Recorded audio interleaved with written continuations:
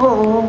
Matagal naman na ako nagsasabi, 'di ba, na wala namang ginagawa itong gobyerno na ito, kundi number one, mamulitika, at number two, ubusin ang budget ng Pilipinas sa korupsyon. So yan lang yun ang ginagawa nila, sir, sa totoo lang. Meron ba kayong nakikitang project? Wala, 'di ba? So ibig sabihin, wala na silang ibang objective para sa kanilang pagkaupo diyan sa administrasyon, kundi mamulitika, and ang end goal nila is perpetuation in power. Sinabi ko na yan noon pa. And paano nila gagawin yon? Ay syempre ubusin nila yung kaban ng bayan sa korupsyon. Kasi kung talagang seryoso ang ombudsman sa pag-iimbestiga, imbestigahan din nila yung laptop corruption scandal ng Department of Education. Nandoon si Zaldico. At alam ko yun dahil gumawa kami ng sarili naming investigation sa loob ng Department of Education noong ako ay Department of Education Secretary. May I just say na merong confidential funds na pumunta doon sa paghahanap ng ebidensya sa investigasyon na yun. Ano po naging involvement ni Saudi po sa laptop? SunWest ang contractor ng laptop doon sa DepEd. Next question, Ms. Queenie Casimiro, ABS-CBN. So bakit, wait lang, hindi pa ako tapos pala. So bakit specific yung pag-iimbestiga? Bakit hindi iniimbestigahan lahat ng corruption scandal? Bakit kinokontrol yung kwento sa corruption? Bakit hindi nilalabas lahat nung mga insidente o mga gawain o mga iskandalo sa korupsyon? Bakit pinipili? Kaya natin nasasabi lahat na merong controlling the narrative ay dahil pinipili nila kung ano yung gusto nila imbestigahan. At kung kapag medyo tatamaan na o merong tatamaan o tatamaan na talaga ang Office of the President, ang administrasyon sa investigasyon, ay biglang namamatay yung investigasyon. O nawawala, o nalilibing, o nalulubog yung investigasyon. So ibig sabihin, meron talagang pagkontrol sa kwento. Ano more? Last question. Okay, final on my end ko.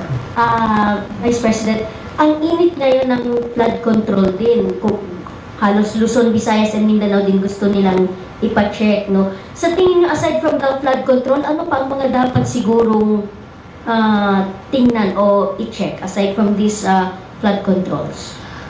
Thank you.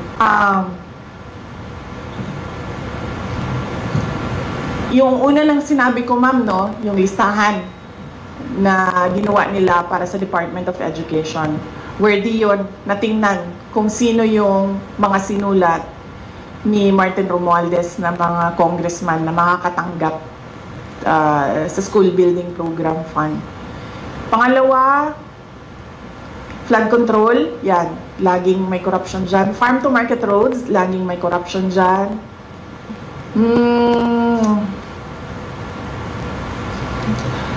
Yung pagsira ng highway, ma'am, bagong highway sirain, tapos sementohin natin ulit. Anong tawag dun sa ganun? Road repairs. Road repairs? Road reblocking, no? Ang tawag dyan? Oh, yan, ma'am. Nakikita ko yan lagi, ma'am. Sa highways, kahit sa Mindanao, non-stop. Every year. Ayusin,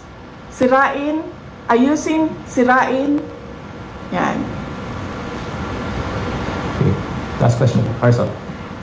Regarding lang po sa proposed budget for 2026 ng OVP, with the project or program of OVP here in Zamboanga City, kung meron man po, be effective if ever mabawasan o tanggalin po nila ang budget for OVP sa 2026? Yes, ma'am. Antayin ko na lang yung sagot mo. Sasagot ako, ma'am, pag nakita natin kung ano yung budget ng President sa GAA, doon sa batas na. Kasi, ngayon maghihiring pa ang Senate sa GAB, sa General Appropriations Bill. So, tapos magbabay-cam pa yan. Tapos, pipirmahan pa yan. So, hindi natin alam kung ano talaga yung totoong budget ng Office of the Vice President kung hindi natin nakikita yung GAA. Pero since expected po, parang na-expect nyo na talagang babawasan nila yung budget for OVP po, ano yung mga nakikita nyong possibilities if ever po? Merong posibilidad na wala talagang project at merong posibilidad na kung ano yung nandyan ngayon, bawas na yan galing sa kung ano yung kalakihan ng beneficiaries from 2024. Lumiit na yung beneficiaries for 2025, pero the same pa rin yung projects. OVP Satellite Offices, Disaster Operation Center, libreng sakay, pagbabago, 1 Million Learners and Trees Campaign, Magnegosyo Taday,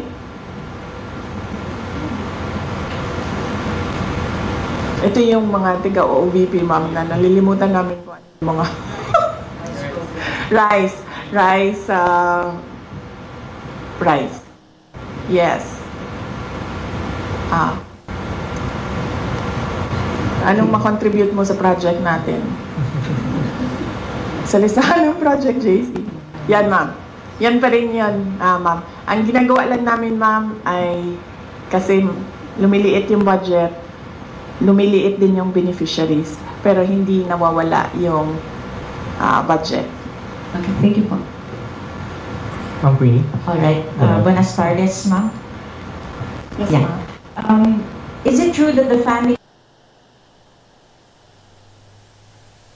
PBBM captioned headshot approached you and is asking for help, but you allegedly turned them down?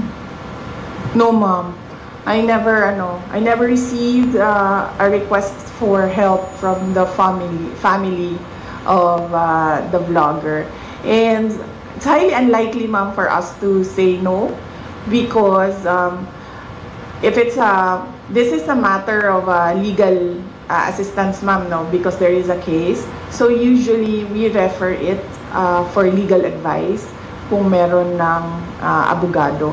So very unlikely na humindi yung Office of the Vice President. Kasi ang protocol o ang SOP namin sa opisina na kapag merong lumapit ng tulong at example, pag-assess ng tao, legal problem siya, ay hinahanapan siya or pinapartner siya sa kung sino yung abogado na pwedeng magbigay ng legal advice.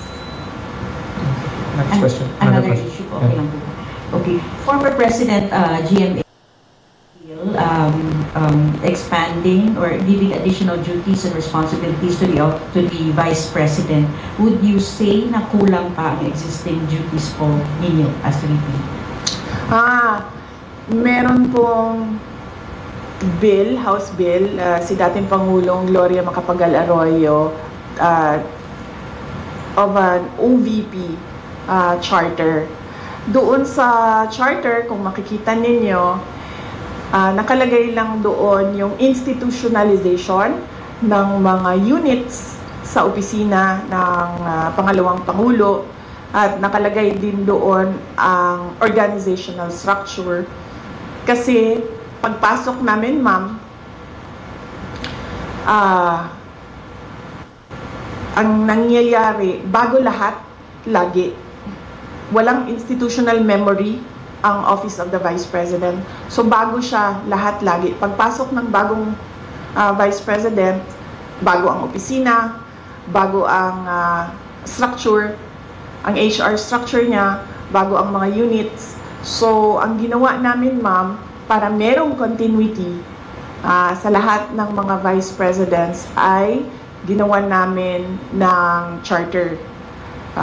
Dinify namin doon na dapat merong USEC, dapat merong ASEC, ang opisina, at dapat merong mga ganito na klase ng mga units, KM, HR, legal, finance, para hindi nahihirapan yung papasok na bagong vice president. Kasama na din doon yung opisina, sana,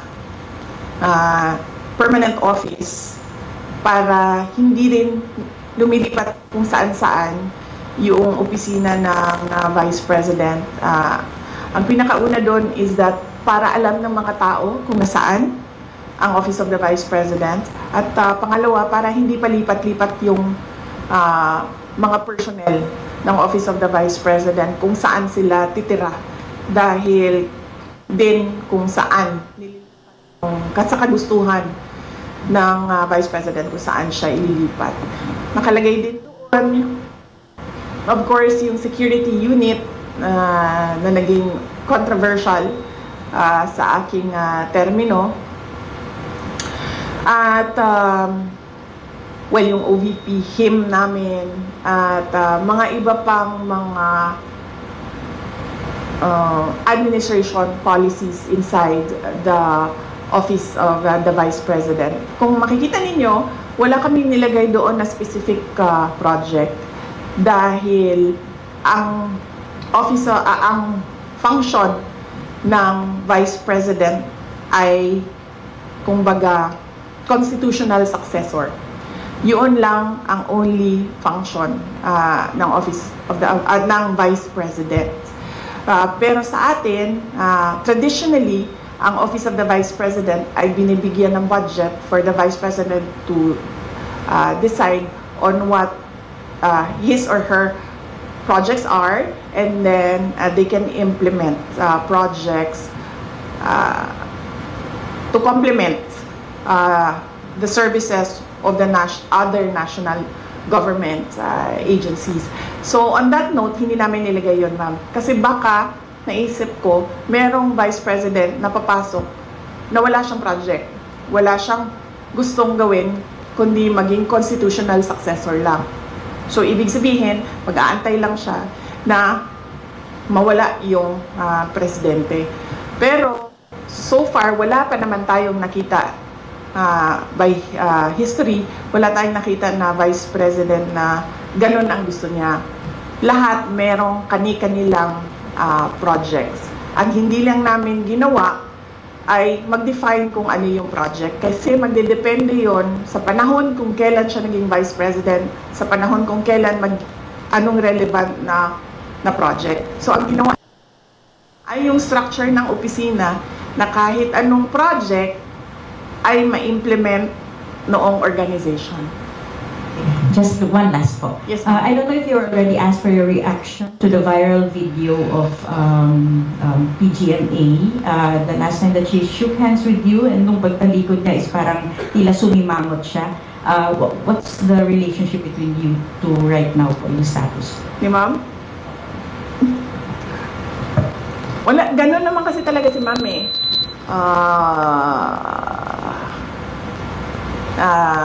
Hindi lang sa akin. Nakita ko na rin siya, ganyan siya sa ibang tao. It's nothing personal. I don't think it's, she's doing it on purpose, and she's doing it to express disgust or to express disapproval sa isang tao. It's not the first time she's done that. We have Ms. Camille Samonte again, then last two questions.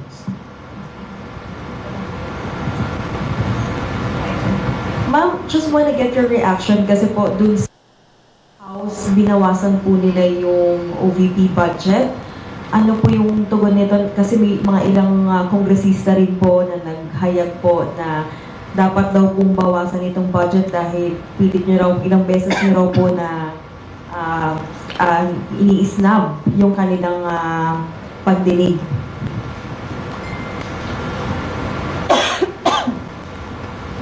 Isang beses lang ako hindi pumunta. Sa plenary, 2 beses. Sa plenary, 2 beses ako hindi pumunta sa kanila. But beyond that, as early as August, I think August 15, noong tinanong na ako kung ano yung expectations ko sa budget hearings, sinabi ko na ang expectation namin ay bawasan nila ang budget of the office of the Vice President. Dahil sinabi ko at that time, it's the same administration, it's the same Speaker of the House of Representatives, and it's the same set of characters. So on that point, tama nga ako sa sinabi ko noong August. Hindi man siya nakakagulat. Hindi na ako nagugulat sa House of Representatives. Last 2 questions. Sorry, Sola. baka pwede niyo pong sagutin yung sinasabi ng iba, especially Congresswoman De Lima saying that you're a brat. You might like to address that comment of her po? Oo. Kasi hindi Yes. ka nga daw po sumipot sa budget. Oo. Ang administration, and that is led by Malacanang Palas, ang Makabayan, ang Akbayan, ang members of the Liberal Party, yung mga pink and yellow, and sabihin na lang natin yung 6th category, all others. Meron yan silang narrative about Inday Sara. Kung napapansin nyo, paulit-ulit lang yan na sinasabi nila. Kung ano yung, at pansinin nyo din, kung ano yung lumalabas sa bibig ng Malacanang Palas, susunod yung kanilang online service providers sa news. Whether it be fake news, bloggers, totoong news, or trolling, pare-pareho yung narrative nila.